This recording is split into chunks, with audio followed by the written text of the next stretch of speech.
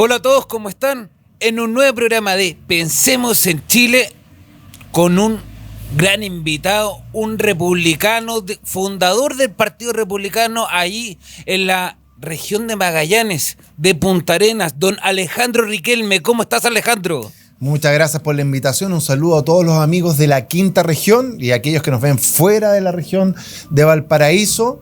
Muchas gracias, justamente veníamos saliendo ahora de comisión y llegando acá al restaurante para poder realizar el programa. Exactamente, el Escondite Restaurar queda en el centro de Viña del Mar, en el plan 7 Norte, 7 Oriente. Excelente hamburguesa, sándwich, de todo lo que ustedes quieran comer, tomar, para que vengan a disfrutar. Oye, como dato, yo estudié justo acá al lado, en la sede de la Universidad del Paraíso de Ingeniería Comercial. Así que estaba acá y conocí el sector ya perfectamente. Perfectamente el sector, así que soy del barrio literalmente. Totalmente. Está en comisión, estaba en la Cámara de Diputados discutiendo un tema muy importante para los republicanos que ha sido tratado por la prensa como el corazón de la mega reforma, que se aprobó en gran parte. Si nos podrías contar un poco de eso, ¿qué se aprobó? ¿Qué faltó por aprobar? Ya, partamos por lo que faltó por aprobar. Lo único que fue rechazado, ¿ya? Más que nada por los votos del PDG, fue el tema de las compensaciones a las municipalidades. Tú debes recordar que uno de los puntos que tiene esta reforma o el proyecto de ley de reconstrucción es la exención de las contribuciones. De las contribuciones, efectivamente, para los adultos mayores. Eso va a implicar que obviamente muchas municipalidades dejen de recibir algunos recursos, a pesar de que el ministro de Hacienda, Quirós, señaló que iba a compensar las municipalidades. Esta compensación o la metodología de compensación fue rechazada. Consulta, la exención de contribuciones para los adultos mayores, eso ya más no existe. Se refiere, existe una rebaja, a la primera vivienda. A la primera vivienda que tengan los adultos mayores. O sea, ¿importa el avalúo? No, no importa el avalúo. Es perfecto. A todos los adultos mayores. Buenísima medida. Ya. Tú debes saber que hay muchas propiedades que de repente se encuentran en comunas que tienen una valorización o tasación fiscal muy, muy alta. Por ejemplo, Vitacura. Pero Vitacura era... hay casas que son pequeñas, muy pequeñas. De hecho, mi tía vive ahí, ¿ya? Y es una casa muy, muy pequeñita. Vive mi tía con mi tío ahí. Pero las tasaciones fiscales son altísimas. ¿Qué significa? Que finalmente tú terminas pagando un arriendo al Estado por una casa que tú ya pagaste hace muchos años. No, y lo peor de todo, que justo te toca los últimos años de tu vida, en el último periodo de tu vida, en donde ya no estás activo económicamente, no genera más patrimonio porque las personas están jubiladas, y entonces realmente es un favor que le están haciendo. O sea, nos hace un favor porque era un castigo que le estaban haciendo, mejor dicho, haciéndole pagar contribuciones para mantener sus casas. ¿Cuántas casas se han ido a remate? Personas, adultos mayores que se han quedado sin casa. Entonces, sí, es realmente preocupante porque yo no estoy de acuerdo con ninguna contribución en todo caso, ni con la primera vivienda, ni con la segunda, ni con la tercera. Para mí, sí, yo ya compré la vivienda, pero yo encuentro que un paso importante que está dando Republicano en este sentido. O sea, sí. Bueno, lo importante es que ese es el único artículo que se da una comisión mixta. ¿Qué significa una comisión conformada?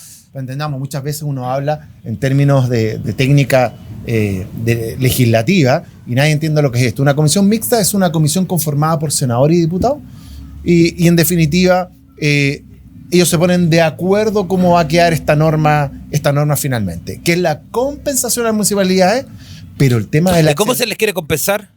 Bueno, eso lo vamos a tener que ver en la comisión mixta. Perfecto. Y lo más probable es que lo veamos de vuelta de la semana distrital, que es esta última semana de cada mes, donde todos los diputados regresamos a nuestra región. Yo soy de la región de Magallanes, entonces tengo que regresar a Magallanes el día jueves. Me quedo toda esa semana con reuniones de ley de lobby, con organizaciones, con autoridades, viendo los problemas que tengo en Magallanes.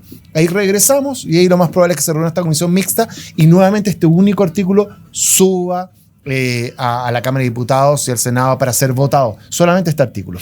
Pero el resto, toda la ley de reconstrucción, la invariabilidad, la rebaja progresiva del impuesto a la renta de 27 a 23%. De las cosas que se aprobaron. Exacto. la exención de contribuciones para los adultos mayores.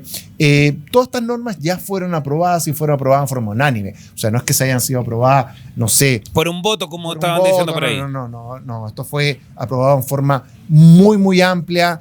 81, 80 y tantos votos contra 50. Esa era más o menos la aprobación que hubo. ¿Y cuál es el objetivo de toda esta mega reforma? Para que la gente entienda, porque muchas veces habla la mega reforma, el corazón, pero ¿cuál es ese corazón? Claro, hablamos de la forma, ahora vamos al fondo, Exactamente. al fondo de la ley de reconstrucción. A ver, por muchos años la izquierda nos ha tratado de convencer que el único camino para avanzar es aumentar los impuestos, aumentar los ministerios, aumentar la burocracia. Y el resultado lo estamos viendo hoy día.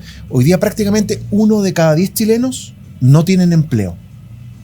¿Para qué hablar de las mujeres? Sobre el 10% de desempleo. Eso es el resultado de estas políticas, de seguir aumentando los impuestos y poniendo además trabas a la inversión, ya modificaciones a la ley. Estamos al borde de los 2 dígitos con el tema de desempleo, o sea, estamos en el caso de las mujeres ya estamos en 2 dígitos.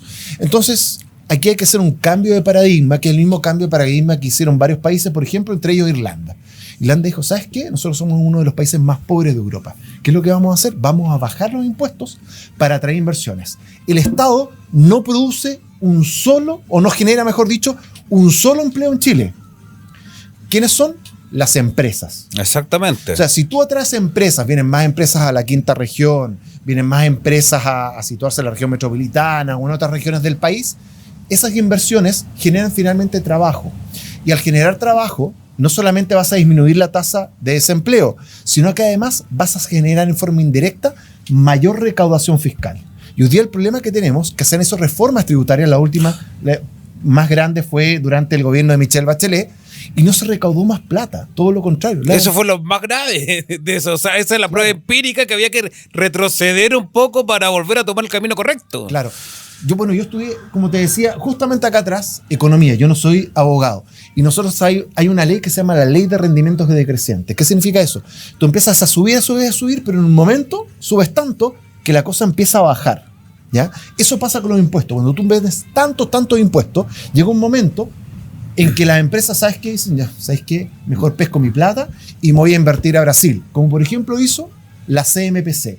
Una de las empresas más grandes de Chile tomó la decisión, ¿sabes qué? Yo no voy a invertir más en Biobío, más en la Araucanía, y ¿sabes qué? Voy a invertir mi plata, porque la plata de los inversionistas, estos los súper ricos que llama la izquierda, no tiene frontera. Entonces tú súper rico, le pones traba, le pones las 40 horas, le pones a la cuna, le pones un montón de exigencias más que no están. Le empieza a cargar la mochila al empresario. Al empresario, el empresario dice, ¿sabes qué? Bajo la cortina y me voy a un lugar donde pueda producir, ¿ya? Con menores costos. Y eso lo hizo la CMPC. El mejor ejemplo de la CMPC, uno de los proyectos más grandes de producción de derivados de la madera, no está en Chile.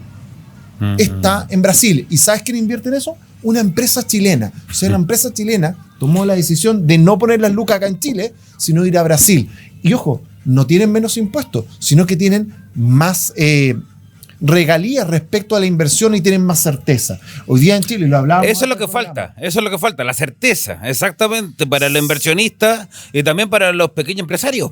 Así es. Porque los grandes inversores tienen la oportunidad de irse para afuera, la opción de irse para afuera, pero el pequeño empresario, muchos de ellos que lamentablemente a la izquierda no suelen trabajar, entonces no saben lo que cuesta abrir una cortina para empezar un emprendimiento y lo desagradable, lo penoso que es muchas veces tener que cerrar la cortina porque no soportan la carga tributaria, no soportan la carga impositiva, que aumenta el sueldo mínimo, que se puede ver maravilloso desde un punto de vista, pero una carga tremenda para muchas veces muchos microempresarios que son el soporte igualmente de nuestra economía.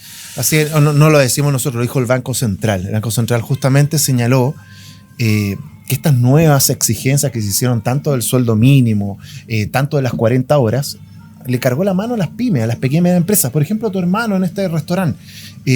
Sin embargo, las grandes empresas que tienen acceso al crédito, que tienen acceso a, podríamos decir, a una bolsa, a un ahorro o a una línea de crédito en los bancos, ellos simplemente se adaptan a la nueva estructura de costos y traspasan esos nuevos costos a los consumidores. Muchas veces, muchos se preguntan, por ejemplo, oye, ¿por qué los supermercados en Chile son tan caros? obviamente que son igual de caros que en Europa, porque aquí se le exige 40 horas, se le exige exhalacuna, Claro. se les exige. ¿Y eso quién lo paga? Todos esos derechos sociales, que para mí no son derechos sociales, son beneficios sociales. Y hay que empezar a cambiar. Estamos de acuerdo. Hay que cambiar el lenguaje. Esos son beneficios sociales, los terminan pagando ustedes mismos. Cuando van a supermercado, cuando van a contratar un servicio, cuando van a un restaurante. Entonces, cuando uno dice, ¿pero por qué está tan caro? Es porque alguien tiene que pagar todos esos costos de empresas que son muy intensivas en mano de obra. Cuando me refiero a muy intensiva en mano de obra, que tienen que contratar mucha gente. O sea, cuando empiezas a poner las 40 horas, sueldo mínimos por sobre la productividad, sala cuna obligatoria, no sé, postnatal de un año, como un día Exactamente. tuve que votar el día de ayer en contra en la Comisión de Desarrollo Social, eso lo paga alguien. Y ese alguien es usted, es quien está escuchando este programa en este momento. Entonces, esa es la razón por la cual los productos y servicios son tan caros en Chile. De todas maneras, y en verdad felicito el trabajo de José Antonio Kast, del ministro Quirós, que muchas veces no tiene la pantalla que debiese tener, porque es un avance importante esto, porque cuando tú reformas para disminuir los impuestos, lo que estás haciendo es quitarte un poco de poder al Estado, porque el Estado, entre más impuestos pueda tener, más controlada a la gente, aumenta el poder del Estado. Y esto es una medida, yo creo que va en sentido correcto. Así que felicitaciones. Se han quedado ya varias veces por jornadas muy extendidas, sobre todo cuando partió la mega reforma. Así que felicitaciones por ese trabajo. Y quería pasar ahora a otro tema, que en cuanto a lo que está pasando con los temas judiciales, sobre todo con el que pasó durante el gobierno anterior, y con la Fiscalía, en cuanto a las decisiones de no perseverar que ha tomado la Fiscalía por casos graves como los casos Convenio, Casa Allende, Procultura, lo de Sierra Bella, y hay muchos otros casos más en que realmente queda esta sensación de impunidad. No sé qué te parece a ti, cómo se podría mejorar eso. Lo hablamos con la Contralora Nacional Dorothy Pérez. Lamentablemente hoy Chile, yo creo que eso es una sensación no solamente tuya, de toda la gente que nos escucha, hay una sensación total de impunidad respecto a los casos de corrupción en Chile. Sí. Tú lo mencionaste varios, el caso Fundaciones. El caso Fundaciones es por lejos el caso de corrupción más oneroso que ha habido en la historia de Chile. Casi 100.000 millones de pesos. O sea, imagínate la cantidad de ceros, 100.000 millones de pesos. No puedo escribirlo acá porque tendremos que tener para ver la cantidad de ceros ahí atrás. Y eso es plata que justamente, como hablábamos al principio, viene de tus impuestos. Si esa plata no viene de los Álvarez. Son plata que nosotros pagamos cuando vamos al supermercado y pagamos el 19% de IVA, cuando casi la mitad del combustible que hoy día estamos pagando lo tenemos que pagar en impuesto específico en IVA. Esa es plata que viene del bolsillo de todos los chilenos y que hoy día se la están llevando literalmente en carretilla los políticos para la casa. ¿O se la llevaron ya? Se la llevaron porque claramente no con lo que tú señalas, estas decisiones de no perseverar por parte de Fiscalía, se está dando una pésima señal. Que ojo, esto no es un tema de izquierda-derecha, hay que dejarlo súper claro. Tú debes recordar los casos anteriores de corrupción. Caso Penta, caso SQM, etcétera. Claro. Siempre queda esta sensación de que los tribunales de justicia, la Fiscalía, en conjunto con el Ministerio de Justicia o en el gobierno de turno, le echa literalmente tierra encima. Porque hay connotados políticos que están involucrados y eso significa el fin de su carrera política. Y como estos tipos nunca, como dices tú, nunca han tenido una pyme, nunca han trabajado, no saben lo que es trabajar en el sector privado. Yo mencionaba antes de entrar en la grabación del programa, yo soy muy nuevo en política, yo trabajé hasta el año 2021, tenía una pyme que vendí el año pasado cuando me postulé a diputado, porque se sabía que si salía electo yo tenía que tener exclusividad en la ejecución de mi labor como diputado. Entonces estos tipos nunca han tenido que llegar a un día 20 a pagar impuestos, nunca han tenido que pagar contribuciones, nunca han tenido que pagar... Le ha gustado vivir siempre bajo la teta del Estado. Son políticos profesionales, al fin y al cabo no es que se presenten por 1 o 2 periodos diputados, o no, fui concejal, después alcalde y me voy para la casa. No, es gente que va de ministro a diputado, de diputado pasa de vuelta a ministro, de ministro se va a senador después. Exactamente. Y de estos hay muchos, especialmente de izquierda.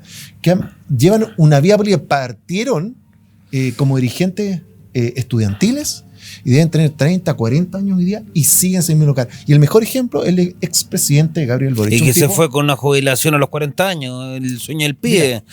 Primero estudió gratis. Le pagaron los estudios de la Empresa Nacional de Petróleo. Porque la Empresa Nacional de Petróleo, que es la empresa de Magallanes, que es una empresa pública, o sea, pagada con tus impuestos, le pagan los estudios universitarios. Estudio universitario que no terminó. No termina los estudios universitarios, pasa al tema de la dirigencia estudiantil en la Universidad de Chile. Y de la Universidad de Chile pasa a la Cámara de Diputados. No me acuerdo, creo que 2 periodos, y 2 periodos pasa a la candidatura de presidente de la República. Presidente de la República, con 40 años, como dices tú, saca con una jubilación millonaria, con gastos para poder con gastos de oficina, mundo, de abogado. Y dando cátedra sobre derechos sociales. Esa es la realidad y de esos tenemos muchos casos. Ahí yo creo que hay una parte importante de la labor legislativa que se empuje firmemente para que achicarle o esclarecer la labor, en primer lugar, del Ministerio Público. O sea, yo creo que se requiere una reforma importante del Ministerio Público, y esto lo digo como opinión personal. No puede ser que fiscales de alta especialidad o complejidad, como le queramos señalar, o ya para ser fiscal nomás, basta tener el título de abogado. O sea, no se requiere ningún tipo de oposición de academia, como la academia judicial, por ejemplo, que tienen los jueces para ser fiscal. Basta el título de abogado y ya podría ingresar. Muchos ingresan a través de suplencia, etcétera, pero no tiene mayor legalmente no tiene mayor requisito. Claro, no hay una especialización en derecho penal como la que podrías tener tú. Claro. Sí, pero mira, más que la especialización, porque muchas veces los fiscales no parten de fiscales derechamente, parten de ayudantes fiscales y van aprendiendo. A mí me preocupa más la falta de objetividad que hoy día tienen nuestros tribunales de justicia y los mismos fiscales. Hoy día tenemos fiscales y jueces abiertamente con tendencias políticas que las manifiestan públicamente y no tienen ni un resquemor de señalarlo. Entonces, también lo hablábamos antes, ¿dónde está el principio de objetividad del debido proceso cuando existen, por ejemplo, como personajes como la fiscal Chong o el juez Urrutia, que tienen claramente una tendencia política y esa la hacen carne en los fallos o en la labor persecutoria que tienen? Y lo manifiestan y dicen, no, yo tengo mi posición política, yo mi posición política en los fallos la tomo en cuenta, y lo mismo en mi labor de persecución, como en el caso de la fiscal Chong. Eso es lo preocupante, porque en definitiva lo que pasa, a ver, una democracia, para que exista, no solamente tienen que haber elecciones, tiene que haber un Estado de Derecho. Y un Estado de Derecho, uno de los principios fundamentales es el debido proceso. Entonces, cuando tú tienes fiscales con una ideología política, ¿ya?, o tienes jueces con una ideología política, yo si tengo algún problema judicial, háganse querella, cosa que puede pasar perfectamente, yo estoy querellado por más de un político, imagínate yo llego con un juez como de Urrutia, o mi contraparte, la fiscal querellante, una fiscal Chong. Claro, derechamente no tenés mucha opción. No hay debido proceso. No te va a tocar la oportunidad de la decisión de no perseverar que le tocó a Jackson, que le tocó a Crispi, a Martínez, etc. A estos políticos de izquierda. Eso es lo preocupante, porque esto le puede pasar a cualquier persona. Puede pasar a cualquier persona que por una pensar diferente tenga repercusiones en el ámbito de la persecución o en los tribunales de justicia, pueda tener un fallo que termine con su labor, con mi caso, con mi carrera política, por esta falta de debido proceso, por fiscales que están completamente ideologizados y por jueces que lamentablemente fallan de acuerdo al pensamiento político de izquierda que tiene, como el caso del juez Urrutia. Es el problema, que el problema somos testigos, todos los que estamos aquí, todos los que están viendo este programa. Y ahora, ¿cuál es la solución? ¿Cómo podemos enfrentar ese tipo de jueces? ¿Cómo podemos enfrentar a ese tipo de fiscales? ¿Cómo podemos solucionar el tema? Porque yo, por ejemplo, en la Casa Allende me decidí, me fui al Tribunal Constitucional, sabía que había una composición política, estaba el 7-3 que lo tenía encima, ocupé todas las herramientas, pero aquí falta algún tipo de voluntad que se tome más allá de cualquier ideología política, porque ahora estás dando ejemplo de gente de izquierda, pero eventualmente podría ser un caso de alguien ideologizado de derecha, porque el otro de izquierda lo va a querer condenar, que tampoco me parece meritorio que por ideología se termine valorando o castigando a alguien. O sea, el solo reconocimiento público hoy día hay, no solamente tuyo, sino mío y de medios de comunicación, de que hoy día el Tribunal Constitucional, un tribunal de la República, independiente que este sea un tribunal aparte, que nosotros no. Jerárquicamente es paralelo a la Corte Suprema, Exacto. o sea, el más importante de la República. Hoy día tiene una composición política súper preocupante, súper preocupante. A ver, a mí me pasó en Magallanes que yo denuncié un hecho de que el gobernador regional compró una casa a un juez de la República en 800 millones de pesos. El gobernador regional, con fondos del gobierno regional. Y ese mismo juez, 2 semanas después, le compra la consulta médica a la esposa del gobernador. Entonces, chuta, sí. Uno se ríe para no llorar, porque en verdad cuando... Claro, cosas así hace 15 años atrás era impensable, que el mismo juez Urrutia haya ido de vacaciones con una licencia médica. Un juez de la República, que es finalmente el que tiene que dar ejemplo de probidad, porque el estándar que tiene que tener un diputado, el estándar que tiene que tener un juez de la República, un ministro de Estado, un subsecretario, es completamente diferente al que tiene que tener cualquier ciudadano. Porque son una autoridad. Y ojo, nosotros, nos gusta o no, no existe la igualdad ante la ley en Chile. Nosotros sí tenemos privilegios. El fuero. Yo tengo fuero, por ejemplo, parlamentario. ¿Ya? Eso es un privilegio que no lo tiene nadie. Yo tengo un sueldo privilegiado. Yo tengo asignaciones parlamentarias privilegiadas. Y eso se entregan, y esos privilegios se entregan en forma momentánea por 4 años, porque la ciudadanía te eligió para hacer una labor muy específica y que tiene un costo muy, muy alto. Un costo que tú vas a estar te van a denunciar, te van a perseguir, un montón de cosas por el solo hecho de hacer tu pega. Bueno, los que no hacen la pega pasan los 4 años felices. Pero en mi caso, por ejemplo, a mí me persiguieron políticamente cuando yo fui core, porque yo denuncié el caso Fundaciones allá en Magallanes. Hoy día teníamos formalizados por esos casos. Denunciamos este caso de la casa del juez. Y eso tiene repercusiones. Te llega servicio a un puesto interno, llega a la dirección del trabajo y utilizan servicios públicos para perseguirte, para poder hundirte económica, familiar, por la vía que quieran o que puedan. Para que estas situaciones de poder puedan seguir persistiendo en el tiempo. Entonces, es muy importante. Y tú me preguntas, le vuelvo a la pregunta original: ¿qué podemos hacer? Aquí tenemos que hacer cambios normativos. Okay. ¿Cuáles son las 2 prioridades hoy día de José Antonio Kast, el presidente de la República? Me cuesta decirle presidente, del presidente José Antonio Kast. Primero, echar a andar el país que se llama Chile en el tema económico. Como no sacamos nada con tener 1000 beneficios sociales si no hay plata con qué pagarlo. Exactamente. Ahí tenemos el caso venezolano, que la Constitución está llena de derechos sociales, pero no tiene ni uno. Ni uno. Y Cuba y un montón de otros lados más. Ya. Lo segundo, el tema que viene ahora de seguridad. Pero después tenemos que ver temas pequeñitos. Yo fui el otro día a Colina 1 y resulta que hoy día no es un delito hacer un arma, portarla, etcétera, etcétera, dentro de un recinto penal.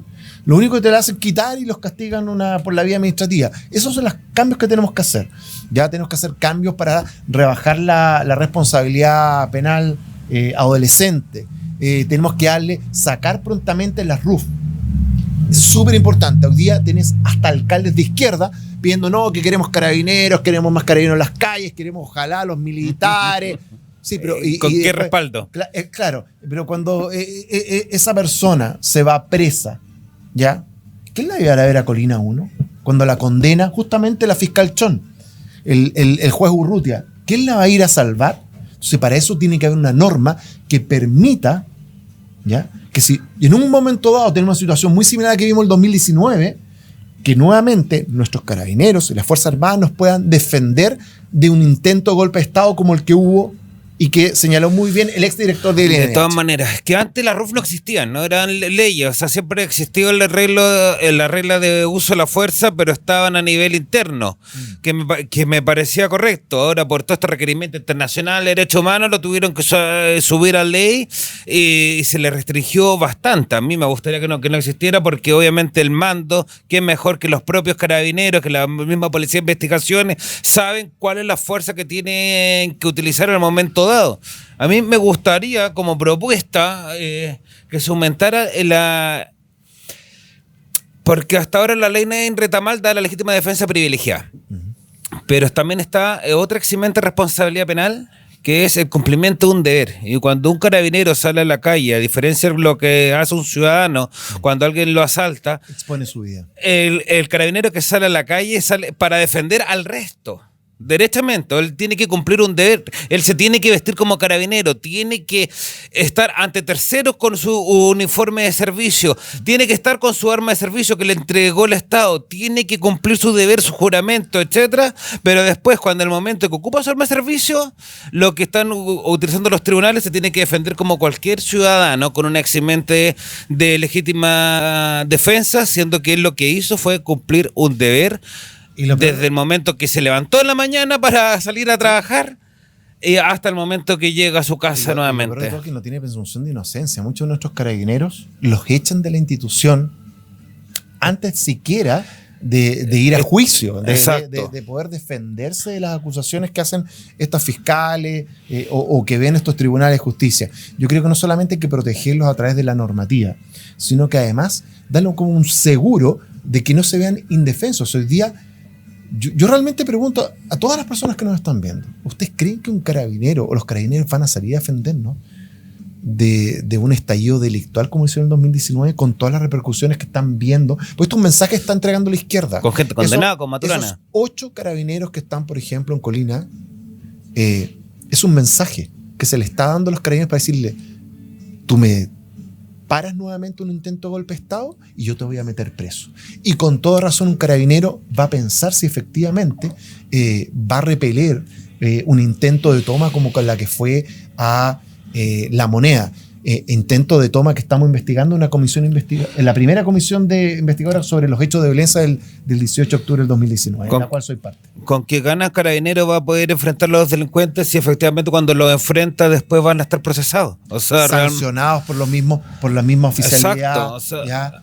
Los dejan en la completa indefensión porque son dados de baja y tienen que enfrentar millonarios juicios, ¿ya? El caso de Crespo es costeado por ellos mismos. O sea, es millonario pagar peritos, abogados. Tú mejor que nadie lo sabes porque sí. tú ejerces como abogado y ahí te dejan votado. Entonces no puede ser. Eso tiene que cambiar. Y esperamos que este gobierno dejarlo completamente cambiado para que efectivamente los carabineros, las fuerzas de orden policial, aquellos que nos cuidan a todos, tengan nuestro apoyo, no solamente a través de la norma, no solamente un apoyo normal, moral, sino además económico. Ellos tengan la seguridad de que si ellos obran dentro de la norma, ¿ya? Y matan a un tipo, por ejemplo, que está tirando una molotov, no les va a pasar absolutamente nada. A eso éramos. Yo siempre hago esta consulta a políticos de izquierda. Oye, ¿qué crees tú que te pasaría si tú tomaras una molotov y la tiraras al frente de la Casa Blanca? O al frente, claro. o al frente del Parlamento británico, ¿ya? O al frente del Congreso ahí en Madrid. ¿Qué crees que te pasa? Te dejan como colador a tiros, ¿ya? Y a esos policías que te mataron, los condecoran al día siguiente. Hoy día en Chile no pasa eso. Ese pobre carabinero lo dan de baja y más encima tiene que sufrir un tremendo proceso judicial, un proceso largo, caro, y puede terminar en la cárcel simplemente por defendernos a nosotros los chilenos. De todas maneras, Alejandro Riquelme, diputado de la región de Magallanes, que está haciendo una brillante labor desde el Congreso Nacional. Muchas gracias por tu trabajo. En verdad, de lo que has mencionado, hay cosas que le corresponden al presidente de la República como iniciativa, sobre todo cuando hay presupuesto, y otra cosa que le corresponden a usted, o podrían iniciarlo ustedes como una reforma del sistema procesal penal, que espero que venga pronto, porque si bien está bien que sea garantista, tiene que tener objetividad los fiscales, tiene que haber objetividad de parte de los jueces, tiene que haber eventualmente mayores sanciones, poder fiscalizarlo y sancionarlo de mejor modo. Alejandro, antes que te vaya, yo estoy de campaña, tú no puedes votar por mí porque eres de la región de Magallanes. ¿Qué consejos me darías para la lista 2 como para llevar la campaña simplemente tipo consejo? Bueno, yo no tomé, en mi región hay 2 listas también, ya yo no tomé partido por ninguna. Que es lo que me parece. Claro, porque de repente un parlamentario puede tirar la balanza para un lado o para otro, entonces yo creo que lo mejor es que sean los mismos militantes, más que el consejo a ti y el consejo a los militantes que voten en conciencia. de acuerdo a los principios, quién mejor los represente de todas las listas. ¿Acá cuántas listas hay? Somos 2 listas, ¿no? 2 listas, igual que en Magallanes, que voten en conciencia por cualquiera de las 2 listas y que, como en cualquier democracia, que gane el que saque más votos. Eso, en definitiva, eso es el juego de la democracia, tanto en la Cámara de Diputados, senadores, concejales, alcaldes y también en las directivas regionales. Y lo mejor de esta elección es que gane quien gane, gana un republicano, así que no está el riesgo. No está el riesgo de que salga a la izquierda. Claro, exactamente. Así que igualmente le invitamos a votar este 8 de agosto, que es por lo menos en la región de Valparaíso. Yo le invito a votar lista 2, pero vote, por favor, porque tenemos que demostrar que los republicanos estamos presentes, somos personas activas y es importante que haya muchas personas votando para el día 8 de agosto, independientemente cuál sea su opción. Y independiente de la votación, hay que registrarse para poder votar online. Sí, eso es importante. Una votación online, especialmente los partidarios de la tercera A, que por favor se acerquen a las directivas actuales, a la sede de los partidos para que puedan votar. Siempre hay computadores disponibles para que se puedan registrar el mismo día y votar online. Exactamente. Partido Republicano de Chile.cl, elecciones internas, ahí luego aprieta para registrarse y pone todos sus datos y ojalá que lo puedan ayudar y si no, ya saben cómo contactarme para poderlo ayudar a registrarse. Muchas gracias, Alejandro. Gracias a ustedes y que les vaya muy bien tanto las 2 listas este fin de semana, ¿no? El 8 de agosto es la elección. En 2 semanas más. Que les vaya muy bien tanto a las listas de Magallanes como a todas las listas de todas las regiones del país. Es un proceso democrático y qué bueno que hayan posibilidades de elegir entre más de una lista. Así es. Ya saben, en 2 semanas más. Que estén muy bien a todos ustedes. Nos estamos viendo en otro programa de Pensemos en Chile.